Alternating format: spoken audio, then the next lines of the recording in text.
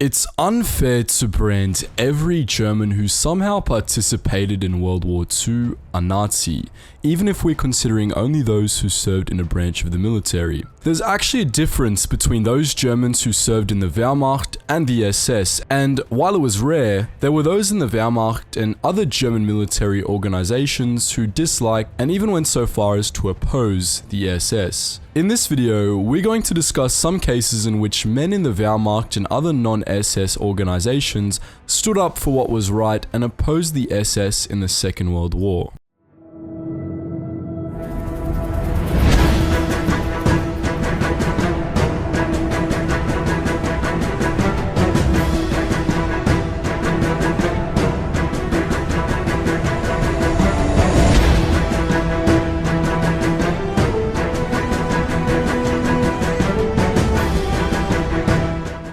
To begin, let's summarize the difference between the Wehrmacht and the SS. Conjured by the Nazi Party, the ghost of a military which had lingered in Germany since the Treaty of Versailles achieved physical form in 1935 and became the Wehrmacht. The Wehrmacht, raised by some 2.4 million volunteers and 1.3 million draftees between 1935 and 1939 alone, was Germany's combined military in World War II. Comprised of the Heer, which was its army, the Kriegsmarine, which was its navy, and the Luftwaffe, which was its air force.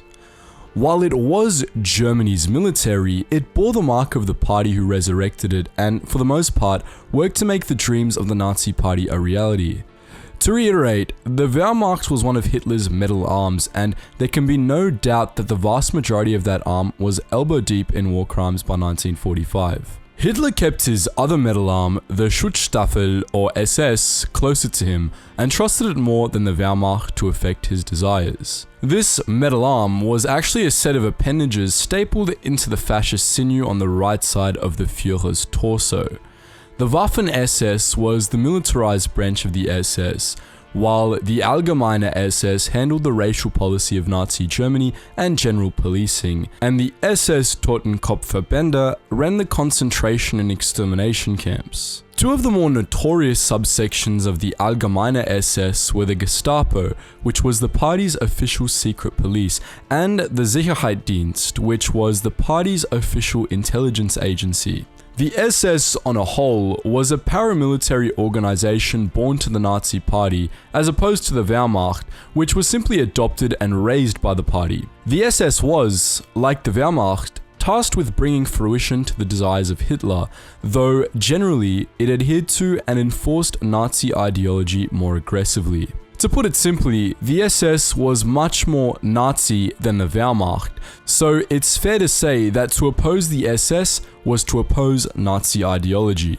Before we go ahead and look at some cases of the Wehrmacht and other non-SS organizations standing up to the SS, it's important that we dispel a myth. While there was pressure on German soldiers to carry out atrocities considered war crimes, there's no evidence that they suffered any dire punishments, let alone that they were shot on the spot for insubordination. Soldiers often volunteered to carry out such orders and knew exactly what they were doing. In fact, Heinrich Himmler himself gave the order to the Wehrmacht officers that no German soldiers were to be punished for refusing to carry out war crimes and were instead to be relieved from that duty or assigned to a different post.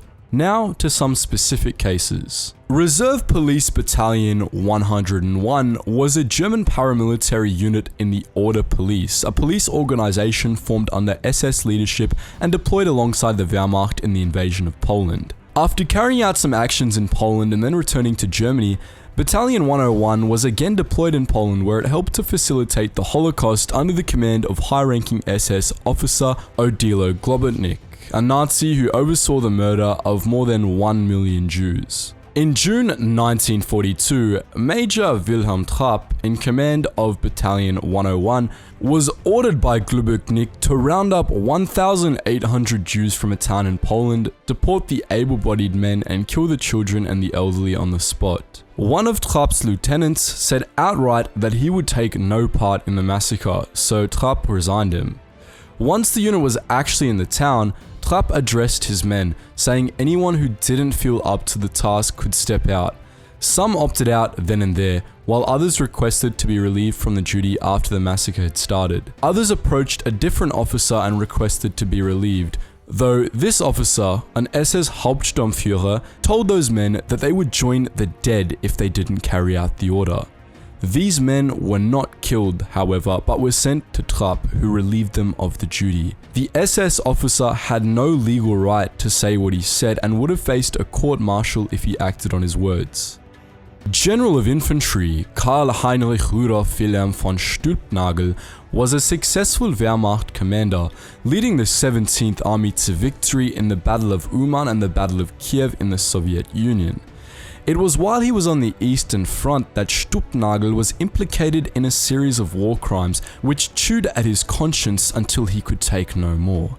Stülpnagel joined the German resistance against the Nazi Party. Soon after this decision, he was made commander of Germany's military in occupied France, out of which he maintained communication with the German resistance. Parallel to Claus von Stauffenberg's plan to assassinate Hitler in what came to be known the 20th of July plot, Stülpnagel had his own coup to undertake in Paris. On the night of the 20th of July 1944, Stülpnagel had his Wehrmacht troops rush the SS and Gestapo strongpoints throughout the French capital, disarming and arresting most of them without firing a round. Unfortunately, the assassination in Berlin failed, and the captured SS and Gestapo members were ultimately set free. Stülpnagel then returned to Germany voluntarily to stand trial with his co-conspirators, though on the way, stopping by the banks of the Meuse River, he tried and failed to kill himself with a bullet through the head. While blinded by the failed attempt to take his own life, Stülpnagel was still taken to Berlin, where he was sentenced for high treason and hung.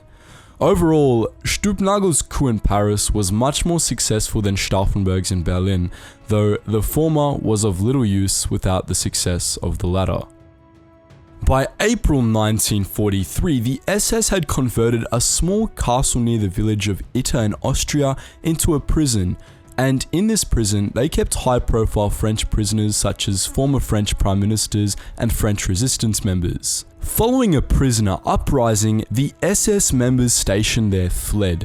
Then, the self-liberated prisoners sent a message to Austrian resistance members in a nearby town, which had been abandoned by the Wehrmacht but occupied by the waffen-ss. The man delivering the message was taken to a Wehrmacht officer, Major Josef Gangl, who had defected and joined the Austrian resistance with his unit. Gangl couldn't protect the town against its Waffen-SS occupiers alone, so he went to the American station nearby and asked for help. Back in the castle, the self-liberated French prisoners asked SS officer Kurt Siegfried Schrader, who they had befriended during their imprisonment and who had remained in the castle after the rest of the SS fled, to lead them against the Waffen-SS, who were en route to reclaiming the castle. At this point, Gangl had won over the Americans, and a force of American and Wehrmacht soldiers arrived at the castle and hunkered in. Together, the former French prisoners, some members of the Austrian resistance, a defected unit of the Wehrmacht, and some US units defeated the oncoming Waffen-SS, making about 100 of their 100 to 150 strong force their prisoners. This battle took place just 2 days before Germany's surrender. Before we conclude, it's important to understand that for many young Germans, the war wasn't about ideology and politics, but more so about adventure, heroism, and shiny medals. They saw German soldiers who came back from the front and were proud of them. Many saw Hitler as a hero who brought their country out of the depression, and not as the monster that was later unveiled. World War II was, for many, about patriotism, rebuilding Germany and protecting Germany against perceived threats like communism. Out on deployment, many Wehrmacht soldiers weren't thinking about Nazi ideology so much as doing their job and gaining the acceptance of their comrades. If they weren't thinking about that, then perhaps they were thinking about when they would get their next hot meal, when it would stop raining or snowing, the holes in their socks and boots, being assigned to guard duty in the middle of the night, putting up with strict officers, and finding a place to rest where they were less likely to get shot. German World War II veteran Hugo Scharnowski was only 17 when he was drafted into the Wehrmacht. Interviewed in 1983, he said, "We didn't think about politics. What boy does? We saw the Americans, the Tommies, and the Russians as our enemies, but we didn't know or care anything about why they were our enemies. We didn't even think about the war situation, and as far as Hitler and the Nazis go, well, we never heard anything except good things about them, so how are we supposed to feel? When our cities were being bombed, we blamed the bombers, not Hitler. What we've covered in this video are just 3 examples of Wehrmacht and other non-SS organizations standing up to the SS in World War II. While these cases are few relative to the war, they are not isolated, and they, along with the Hugo Schonowski story, prove that not every German in the Wehrmacht, or as in Itter Castle example, even the waffen-ss, were die-hard Nazis with a stiff Sieg Heil. So guys, that is the end of today's video, and I sincerely hope you enjoyed it. This is going to be a pretty controversial one, and I understand that. Just let us know your opinions in the comment section below, and we'll try our best to respond. Anyways, if you want to join the wider community on our Discord to chat with other history buffs, the link is down below. And if you just want to help support the channel more than you already are by watching these videos, please do check out the Patreon. If you do decide to donate, you get access to a special behind the scenes Discord where you can see how our whole team works. Anyways guys, as always, thank you so much for watching, and I hope you learned something new.